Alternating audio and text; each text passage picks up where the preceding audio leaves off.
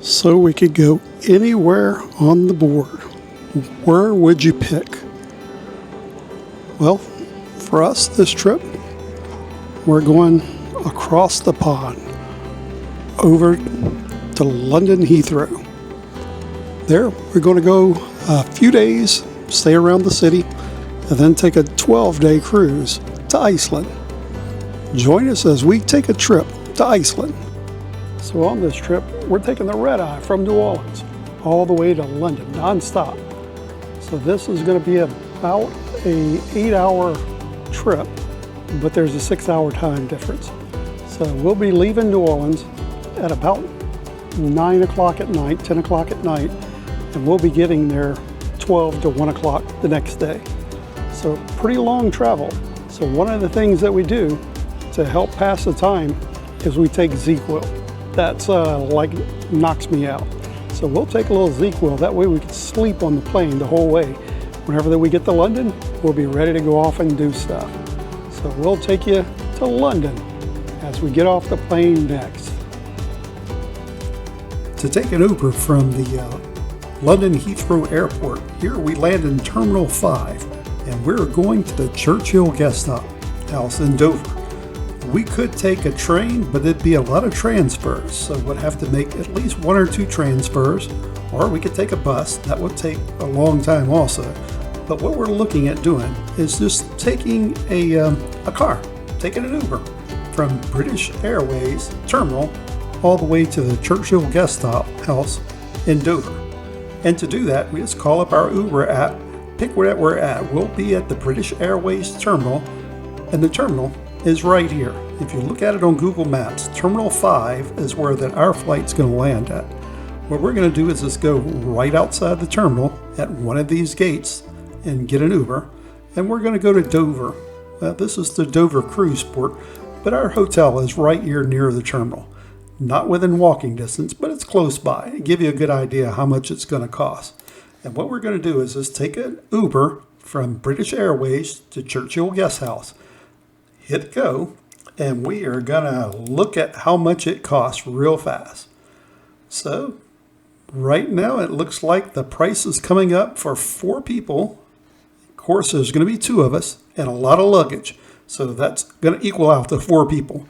It's 146 pounds to get from British Airways terminal to the Churchill Guest House.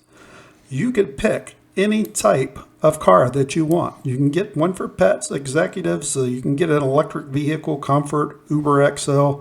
If you have a large crowd, you can come down here and get a Uber Executive XXL. That takes up to 7 people for 261 pounds. But we will take the cheap one because that's me. So we are going to take the Uber X, and that is 145 pounds on this day. Whenever that we get there, this price changes continuously. So based on the availability, the price goes up or down.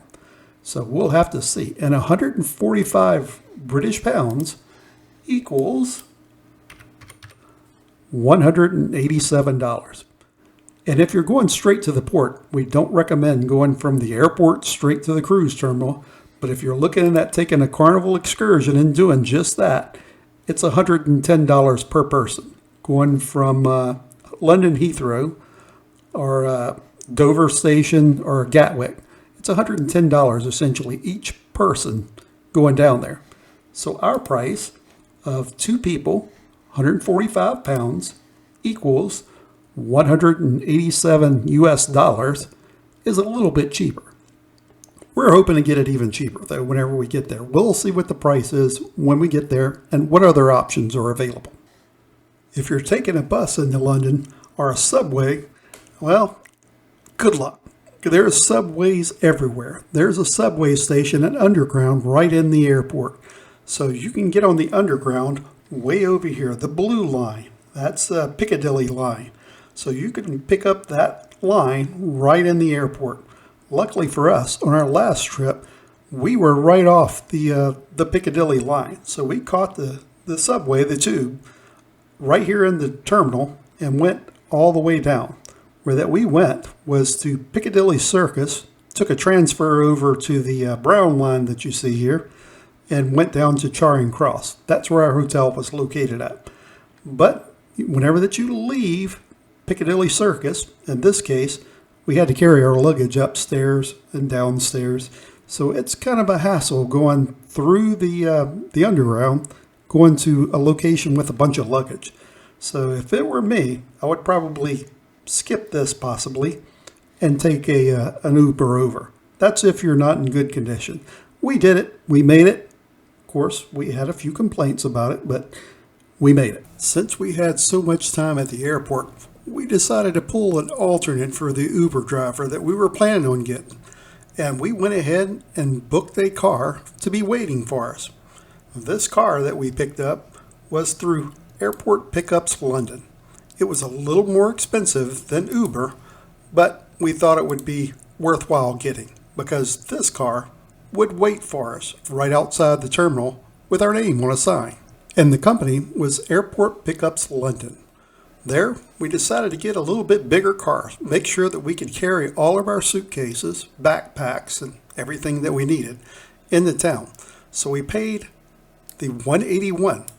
But what ended up showing up was a Mercedes, a little Mercedes SUV with a nice guy in it that took us all the way to Dover.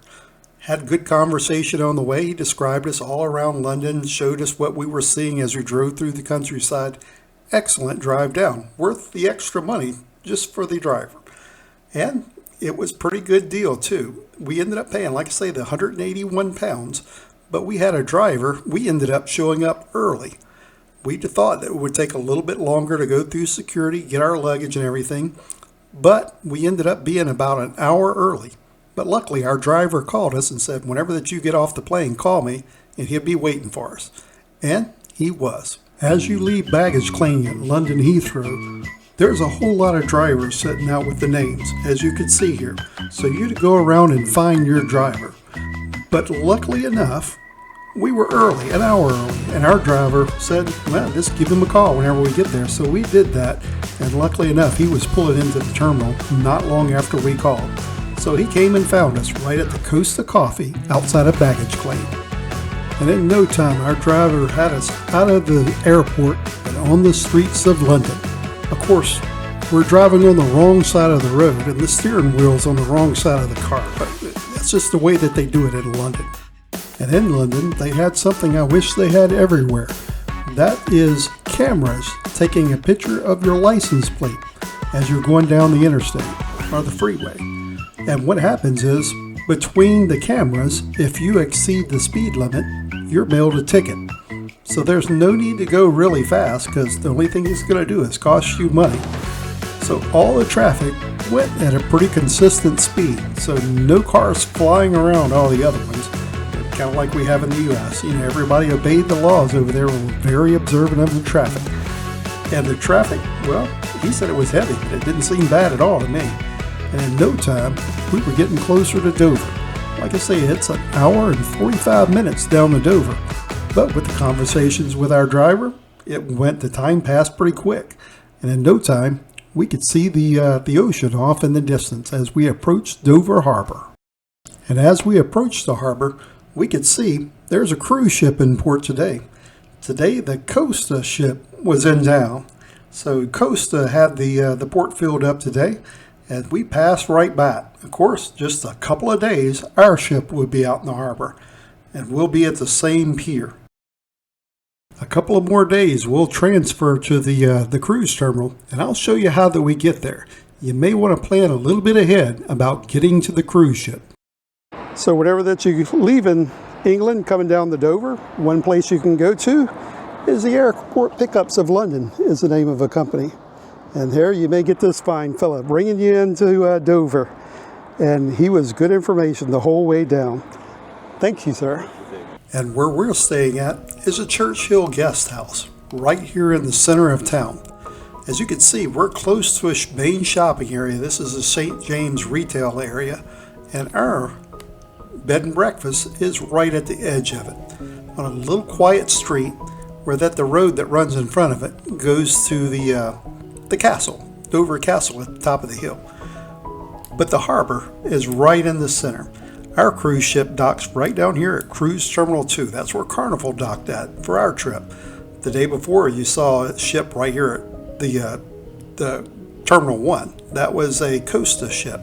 And if you look in the harbor, there's a rat-infested ship in the harbor. Rats there are so big they name them Mickey and Minnie. And also, it's where the ferry docks at. So you'll see ferries coming and going constantly out of the harbor. But our room is convenient to everything. And like I say, there's places to eat right there by it. And this B&B, the Churchill Guest House, well, it's only 7 rooms, so it's not a huge place. And it doesn't come with all the conveniences that you might find in a big hotel. This has no reception area, no phones. All it comes with is the owner, Alex. He lives right next door to it. So all you need to do is call him if you have anything that you need. And like I say, there's only 7 rooms.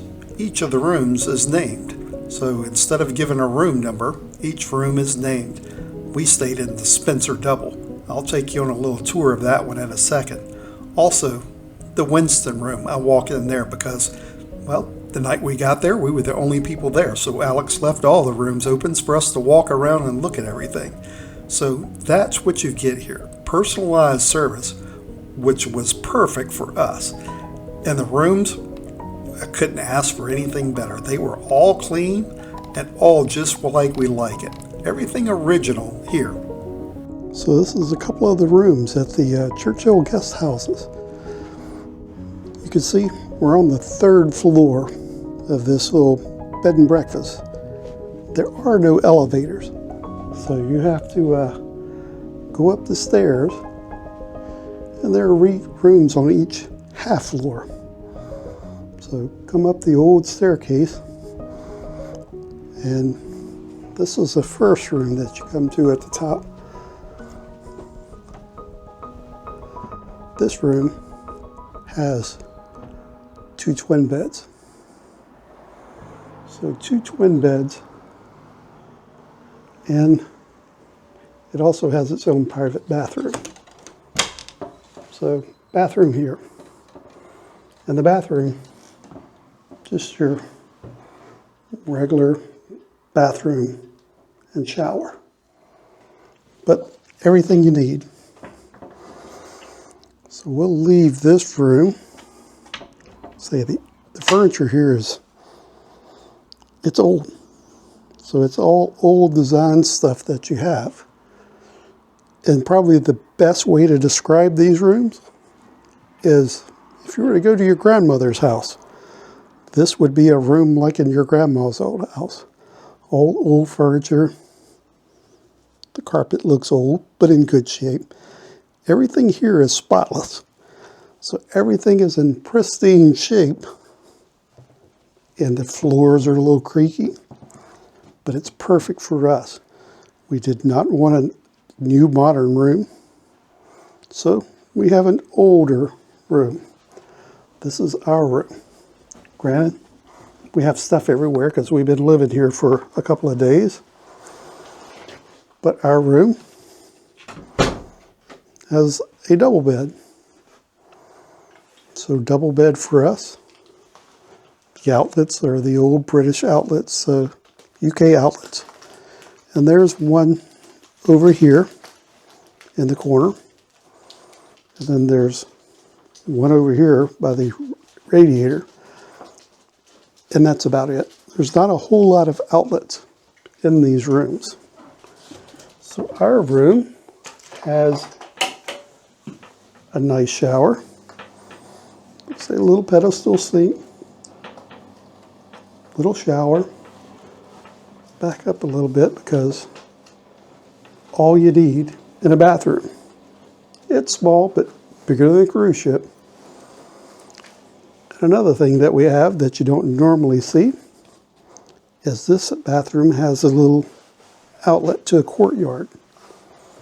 So we'll come over here and walk outside real fast. So right here is a little courtyard that looks out the back. We haven't set out here much. but it's a nice little spot to sit. In the morning, the only thing, there's no alarm clocks, nothing like that to wake you up. The only thing to wake you up are the birds. You have the seagulls and the crows and all the little singing birds, and that's our wake-up call to get up and start the day. Like I say, you can't really see it, but the castle is up over the edge of the cliff right here. So this is our particular room. If you drive up, there's a couple little parking spots.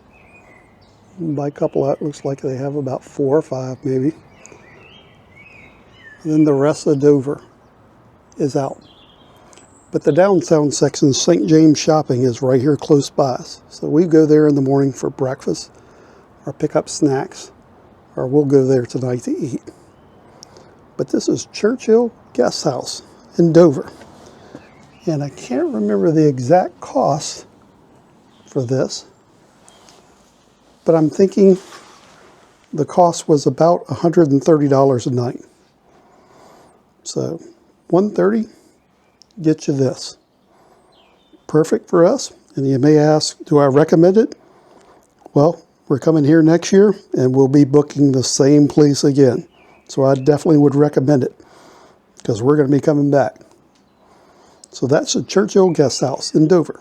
And for dinner the first night, we ate here at the White Horse, which, sounds like pretty typical British pub until you think of how old it is. The White Horse was built in 1365, so just a few years of age on it. And as usual, they kind of cut down the kitchen a little early. We got there a little after 8. And well, we had to make sure that they were still cooking. They had to call the kitchen and say, hey, we have 2 more guests. Can you cook again? And they did. They cooked just for us. We were the last ones getting in there. Of course, we had to sit down and get us some fish and chips and a beer.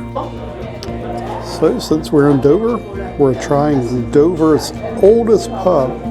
1365 is when it was established. So here we have some sort of beer. Not sure exactly what kind of beer it was, but it's good. And then of all things, a strawberry cider. And that was actually really good. So this is the White Horse of Dover. And the portions here aren't charged for sure. That's a whole lot of fish that we're going to have to try to eat. So we'll get busy. So this is what a 1,300-year-old bar looks like, or from the 1300s. You can see all the bars, the beer that they have on tap. Of course, we had this one. This was the beer that I had, and Cheryl had a different one around here. She had the Strongbow. And right next to the White Horse is the ruins of an old church. This church, if I remember correctly online, was from the 1300s. I'll post exactly how old the church is. We'll walk across here and walk in. Granted, it's dark now, but still something to look at.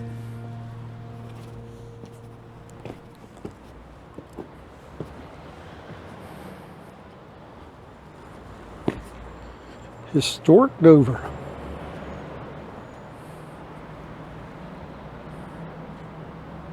Of course, there used to be something important here. Now there's an advertisement for McDonald's. And after doing a little research online and talking to the hotel owner, Alex, well, I was wrong with the date. The church, the original foundation, was put down in 1070. So just about 400 years before Columbus came to discover America. And the sign that was in the church, that was in the placard for a McDonald's, was that McDonald's was looking to tear down this structure and put a McDonald's drive-through. Yep, and Alex was one of the ones, I think, that helped petition to save the old ruins from being torn down. So Hats off to him for helping save a good building. And as our first night in Dover comes to an end, I want to say thank you for watching.